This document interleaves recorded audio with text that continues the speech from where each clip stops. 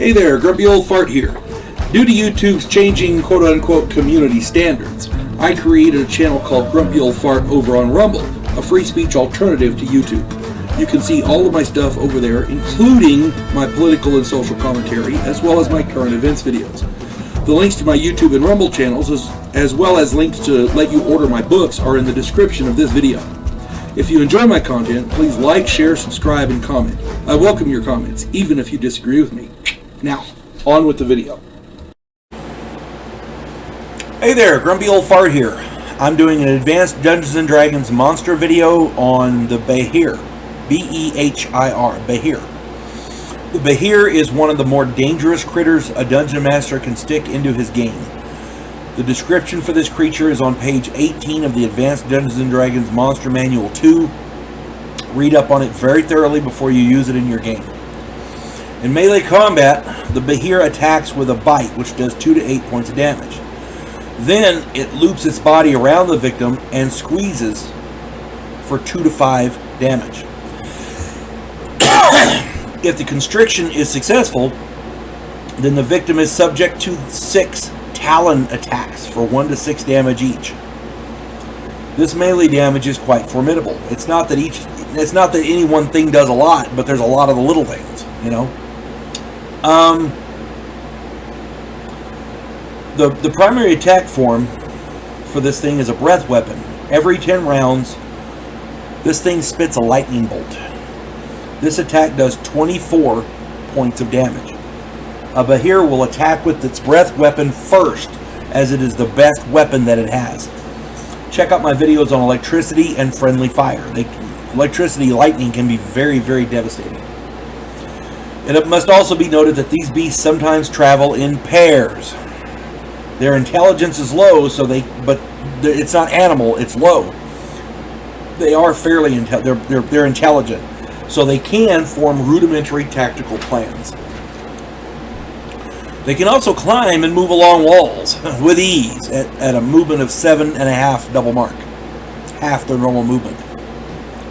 These things are atrocious in combat. It's hard to fight them. About 15 years ago, my nephew and some of his friends were playing in a small game that I was running. I had designed this adventure before they had made their characters. They all had plate mail or chain mail and only one spellcaster, a cleric. I advised they needed a wizard, but they ignored me, and I said, okay. They were slogging through knee-deep water when the first Behir, because they were in an underground setting, and the group was traveling through here, and the area had been flooded. They were slogging through knee-deep water when the first Behir spat its lightning bolt. 2 of the 5th level characters died immediately, leaving 3 others. Because they're standing in water and wearing metal armor, they took double damage, you see. The group turned to charge at the Behir who attacked them, but before they could attack it, the other Behir spat its lightning bolt and fried them all. None of the rest had enough hit points left to do anything. I had not intended to kill the party, the entire freaking party. It turned out to be a TPK, total party kill, but I hadn't intended it. What are you supposed to do? I mean, they had no thief. They had no... They were just walking along. Nobody stated they were on watch or sneaking or you know, trying to keep an eye out for bad guys or whatever. They were just slogging along through the cavern.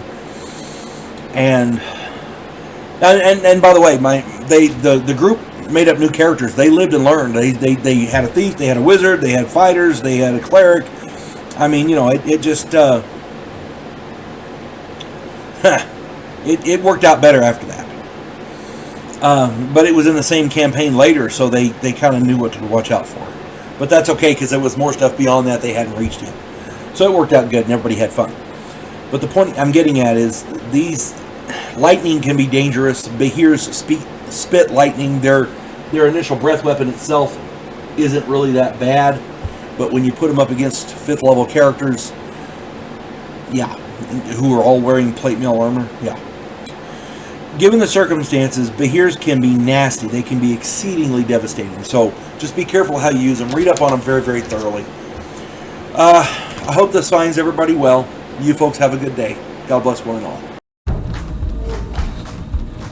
We elect cookie-cutter politicians every single election cycle. Yes men who maintain the status quo and do just enough to make us believe the system still works. Imagine, if you will, a president who actually tries to fix things. If you like action, political intrigue, and a righteous crusade, check out my political thriller, The Righteous President.